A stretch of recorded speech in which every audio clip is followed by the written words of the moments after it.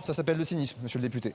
Et je pense qu'il faut refuser le cynisme. Vous ne pouvez pas faire entendre à nos concitoyens depuis des semaines et des mois qu'il existe un impôt miracle pour établir la justice fiscale et au moment où on en parle, faire preuve de moquerie, de cynisme. Ce n'est pas possible. Ce n'est pas possible.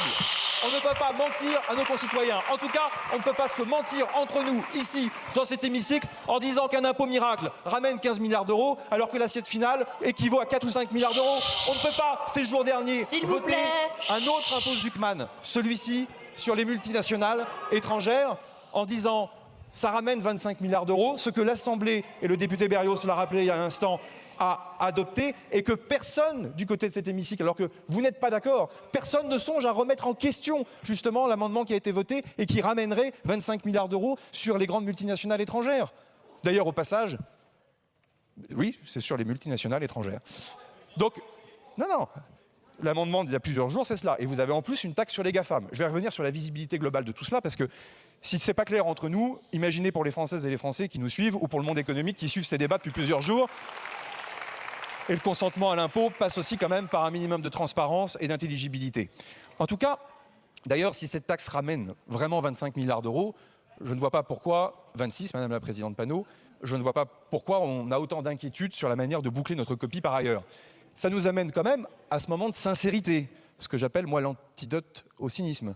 C'est-à-dire qu'il va nous falloir quand même chiffrer tout cela. Et donc je demande à la ministre de l'Action et des Comptes Publics de faire un premier bilan de tout ce qui a été voté pour faire un moment de transparence, un tableau d'ensemble. Et je vais avancer après sur le reste parce qu'il faut qu'on nous parle désormais des dépenses, parce qu'on est en train de déconnecter la question des dépenses des recettes. C'est ce qui ne va pas du tout dans ce que nous faisons depuis tout à l'heure, parce que c'est là où je voulais en venir. Soit on parle de fiscalité avec un prisme idéologique, et ce n'est pas péjoratif dans ma bouche, soit on parle de fiscalité et de recettes parce qu'on cherche à boucler le budget et à parler des dépenses.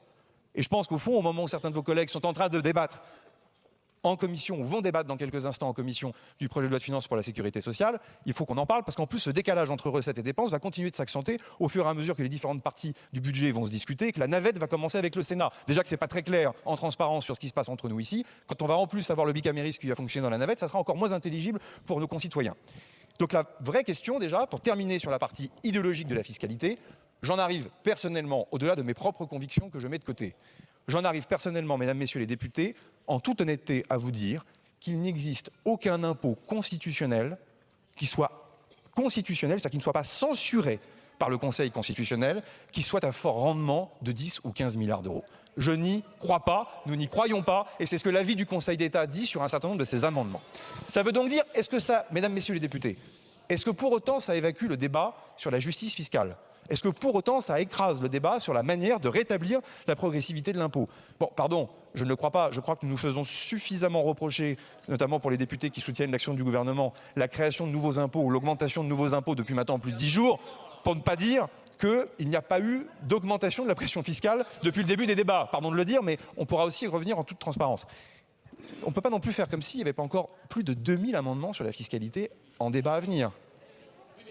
Et on ne peut pas non plus se dire pour ne pas dire qu'il n'y a pas eu d'augmentation de la pression fiscale depuis le début des débats. Pardon de le dire, mais on pourra aussi revenir en toute transparence. On ne peut pas non plus faire comme s'il n'y avait pas encore plus de 2000 amendements sur la fiscalité en débat à venir. Et on ne peut pas non plus se dire qu'on va continuer durablement à déconnecter les dépenses et les recettes. Donc moi je demande, est-ce qu'on ait désormais, Madame la Ministre, un moment de transparence quasiment quotidien sur l'état de l'évolution de la pression fiscale, des prélèvements obligatoires, sur non seulement les entreprises, réelles comme supposées, ainsi que sur les particuliers. Maintenant, il y a la question des dépenses. Et ça, monsieur le député Faure, vous avez mis les pieds dans le plat en disant que... Soit on parle de ces sujets en vraiment cherchant à protéger les Français, soit on fait preuve de cynisme, une fois de plus.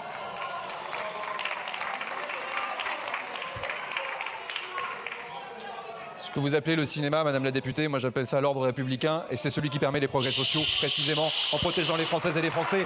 Ce que vous appelez le cinéma, c'est d'éviter le cynisme. Ce que vous appelez le cinéma, c'est d'éviter une crise politique majeure qui priverait la France d'un budget et qui n'améliorerait en aucun cas la situation des Françaises et des Français au quotidien. Pensez à votre pays, soyez patriotes et arrêtez avec cette démagogie.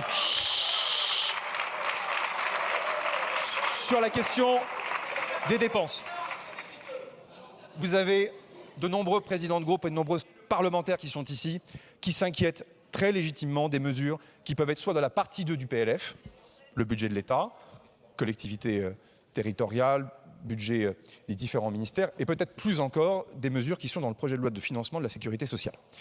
Et je pense que pour faire avancer ce débat et pour éclairer la suite des très nombreux amendements qui vont venir dans un instant, je le redis, on ne peut pas déconnecter les dépenses et les recettes. Plusieurs séries de questions se posent à nous. La première, la suspension de la réforme des retraites, que certains ont réclamée à corps et à cri depuis de nombreux mois. Et une fois qu'elle est obtenue et proposée par le gouvernement, certains veulent jouer sur les mots avec encore une fois du cynisme, en s'apprêtant même à voter en commission contre la suspension de la réforme des retraites. Mesdames et messieurs les députés insoumis, ce qui, vous en conviendrez, ne manque pas de charme. En tout cas, cette suspension de la réforme des retraites, je le redis ici, Monsieur le Président Vallot, je crois que c'est tout de même une des preuves d'engagement du gouvernement en matière de compromis. Je pense aussi, puisque visiblement certains veulent créer une pression inutile sur la qualité des débats alors qu'il n'y a plus de 49.3, que la question des carrières longues n'est pas un problème pour le gouvernement. Je le dis clairement en faisant cesser donc un certain nombre de contre-vérités qui sont diffusées ici ou là dans la presse et dans les médias, comme d'ailleurs, et je le dis en regardant le président Hollande, l'ensemble des sujets qui ont été débattus avec la CFDT sur la question de l'usure professionnelle ou sur la question des femmes ou sur la question, comme je viens de dire, des carrières longues. Donc ne faisons pas comme si ce débat n'existait plus alors qu'il est sur la table et que le ministre Farandou a reçu mandat et mission pour avancer. Deuxième des choses, puisqu'on parle des retraites, c'est pour ça que je commençais par la question de la suspension, on ne peut pas ne pas parler des retraités d'aujourd'hui et celles et ceux qui sont pensionnés.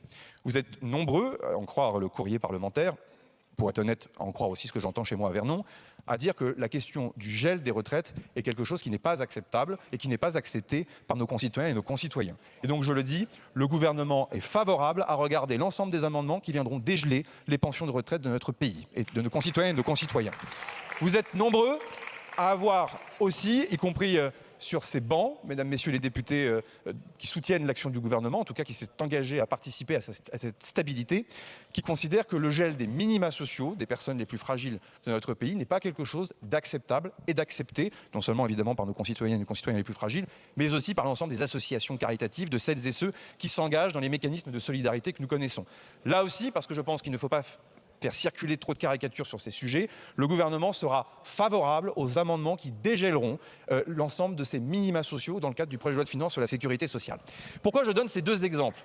Et d'ailleurs, je pourrais en donner un troisième, qui est la question de notre hôpital public, sur lequel, on le sait, non mais soyons, monsieur le député Ruffin, soyons précis sur ces sujets, y compris sur l'hôpital, sur lequel, vous le savez, la cible d'Ondam, pour être un peu technique, est particulièrement sévère et sur laquelle, objectivement, un débat peut être ouvert sur le sujet et nous l'accompagnerons et la ministre de la Santé l'accompagnera parce qu'on ne peut pas annoncer France Santé d'un côté et de l'autre côté mettre notre hôpital public en situation de difficulté.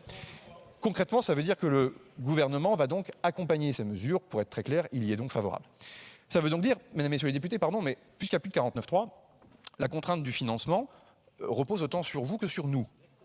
Bah oui, un peu le principe, sauf à expliquer que le Parlement ne sert à rien, mais ça serait quand même tout à fait iconoclaste. Et d'ailleurs, à force d'abîmer la démocratie représentative, ne soyez pas surpris un jour qu'elle se retourne contre vous également. Donc la question désormais de l'équilibre des finances publiques pour arriver à protéger les plus fragiles de notre pays va se poser par deux séries de questions et c'est pas très original à vrai dire. La première, c'est comment on est vraiment capable de faire des économies, des vraies économies. Et d'ailleurs, pour être honnête, plutôt des économies structurelles pluriannuelles, et c'est pour cela que j'avance sur la question de la réforme de l'État, de la décentralisation, parce qu'on le sait très bien, les vraies économies ne sont pas de court terme, sinon c'est comme ça qu'on a des fausses mesures qui sont au final des augmentations d'impôts qui peuvent être déguisées. Donc si on veut faire du structurel, il faut donc prendre notre élan et avoir l'humilité de considérer qu'on peut faire des choses courageuses dont nos successeurs après 2027, quels qu'ils soient, bénéficieront. Premier engagement. Deuxième engagement, je souhaite vraiment que le projet de loi contre les fraudes sociales et fiscales puisse être adopté dans cet hémicycle, parce que sinon, d'un côté, on dégèle, et de l'autre côté, ce qui doit être fait pour faire rentrer de l'argent dans les caisses de l'État ne sera pas fait. Et on ne peut pas commencer à vouloir créer des impôts nouveaux si on ne s'assure pas que l'ensemble de la fiscalité qui a déjà été votée par le Parlement ces dernières années ne rentre pas dans les caisses de l'État. Donc moi, j'aimerais entendre chaque président de groupe, chaque responsable de groupe sur cette question. Est-ce qu'il y a un engagement pour que ce projet de loi contre les fraudes sociales et fiscales aille jusqu'au bout, jusqu'à son terme, sachant qu'il n'y aura pas d'article 49.3 dessus et qu'on puisse garantir au peuple français que des économies réelles seront faites d'ici au 31 décembre avec un texte qui sera promulgué. Mais monsieur le député, travaillez. Le projet de loi a déjà été présenté au Conseil des ministres. Il est déjà public. Franchement, il n'y a pas que la taxe Zuckman dans la vie. Il y a aussi d'autres sujets dont le Parlement peut s'emparer. Donc je le dis avec beaucoup de respect, la question du bouclage financier, la question de la réduction du déficit public, la question de la fiscalité, comme la question du projet de loi de finances pour la sécurité sociale doit être pris dans son ensemble. Ça, c'est la question des dépenses, des économies. Et ensuite, puisqu'il reste sur d'autres amendements à venir, et je ne me défile pas, il y a la question d'autres recettes. Mais les deux, c'est pas, pardon, j'écoute depuis ce matin, c'est pas d'un côté que de la fiscalité, sans documentation parfois particulière, sans sincérité particulière, sans rendement particulier, à la constitutionnalité, en tout cas à interroger, et de l'autre, c'est un peu pareil, d'ailleurs, sur certaines mesures d'économie miraculeuses, dont on sait très bien que le rendement ne sera pas au rendez-vous. Donc, je ne me défile pas sur la question des recettes, et notamment d'un certain nombre d'entre elles qui peuvent être posées dans le cadre du projet de loi de financement de la sécurité sociale. Vous le voyez bien que si on dégèle un certain nombre de mesures difficiles pour nos concitoyennes et nos concitoyens sur les retraites, sur les minima sociaux, ça peut poser des questions nouvelles, par exemple sur la CSG patrimoine. Mais, pardon, non mais le débat aura lieu, il n'y a pas de 49.3. Qu'est-ce que vous voulez que je vous dise? Je ne peux pas faire mieux. Donc, la réalité... Mais, Madame la députée, est-ce que vraiment j'ai l'air d'être le chef d'une majorité? Est-ce que vraiment on parle des mêmes paramètres politiques que nous connaissons? Il y a un socle commun, des gens qui veulent la stabilité pour leur pays, qui ne veulent pas la crise. Certains ont soutenu le président de la République depuis le début, d'autres ne l'ont pas soutenu, mais ont accepté de participer justement à cette plateforme de stabilité. La vraie question, et si c'était la question du président Vallaud et du premier secrétaire du Parti socialiste et d'un certain nombre d'intervenants, est-ce que nous sommes prêts à avancer dans le compromis dès lors qu'il y a 49.3? Oui, nous n'avons pas changé d'avis. 2, est-ce que nous sommes prêts à devenir socialistes en adoptant la taxe Zuckman? La réponse est non. 3, est-ce que nous sommes prêts à regarder et des recettes et des mesures d'économie pour très très vite prendre des engagements? J'ai commencé déjà à le faire, je crois, de manière tout à fait certaine, devant le peuple français, devant la représentation nationale, pour enlever l'essentiel des mesures qui nous semblent abrasives pour les plus fragiles de notre pays? La réponse est oui. Maintenant, il faut que le débat puisse avoir lieu et qu'il puisse continuer. C'est ça la bonne foi, c'est ça la volonté de stabilité et c'est ça aussi la volonté de remettre un tout petit peu d'ordre dans le respect évidemment des opinions politiques de chacun.